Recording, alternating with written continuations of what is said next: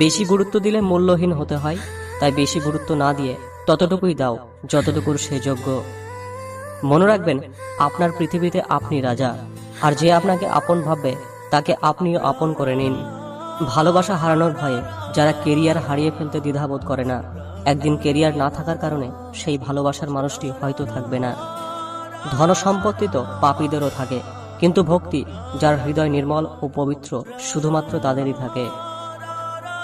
সংসারে শান্তির জন্য স্বামীকে বধির এবং স্ত্রীকে অবশ্যই অন্ধ হতে হবে।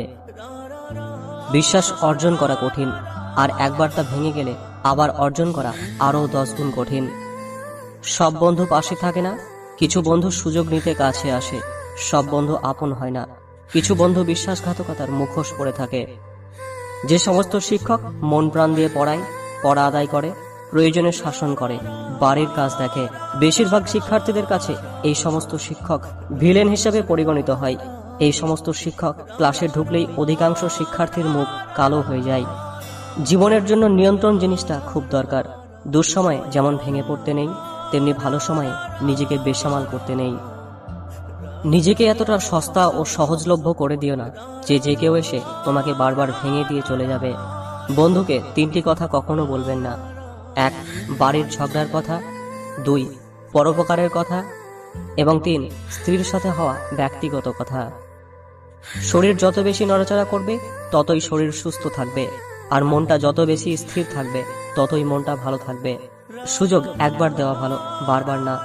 মনে রেখো, যে ঠকায় সেও ঠকে, শুধু সময়ের অপেক্ষা।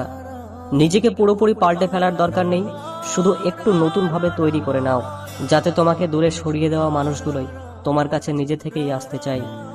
মন খুলে মনের কথা বলার আগে একটু ভেবো, কথাগুলো যাদের বলছো তারা তোমার কথাগুলোর মর্যাদা আসলেই কি রাখবে? নিজের কষ্টের গল্পগুলো যখন নিজের মুখে অন্যকে শোনায় তখন কষ্ট কমতে থাকে, আর নিজের কষ্টের গল্পগুলো যখন অন্যের মুখে শুনি তখন কষ্ট বাড়তে থাকে। টাকার গরম, ক্ষমতার দাপট, সম্পত্তির অহংকার, রূপের বড়াই, এগুলো রাখবে কোথায়? কাফনের তো পকেট নেই। তুমি জানো তুমি সঠিক, তারপরেও তর্কে যেও না, কারণ তর্ক সমস্যার সমাধান আনে না, বরং আরো জটিল বানিয়ে দেয়। যারা একবার ছেড়ে চলে যায় এবং আবার পরে ফিরে আসে, বিশ্বাস করো তারা আবার ছেড়ে যাবে, তুমি চাইলেও তাকে আটকে রাখতে পারবে না। অহংকার সবসময় নিজেরই বোঝার কারণ হয়ে দাঁড়ায়। আপনি যা অর্জন করেন তা দিয়ে সাফল্য পরিমাপ করা হয় না, বরং সাফল্য বিবেচনা করা হয় যেসব বাধার মুখোমুখি হয়েছেন, সেসব প্রতিকূলতার বিরুদ্ধে যে লড়াই চালিয়ে গেছেন তা দিয়ে। ভালো বা খারাপ থাকাটা নির্ভর করে পরিস্থিতি অনুযায়ী আপনার মানিয়ে নেওয়ার সহ্য শক্তির ওপর। কিছু মানুষ আপনাকে ঠিক ততটুকুই ভালোবাসবে যতটুকু আপনাকে সে ব্যবহার করতে পারবে। তাদের অসাধারণ ভালোবাসা তখনই থেমে যাবে যখন আপনার কাছ থেকে তারা আর কোনো লাভ পাবে না।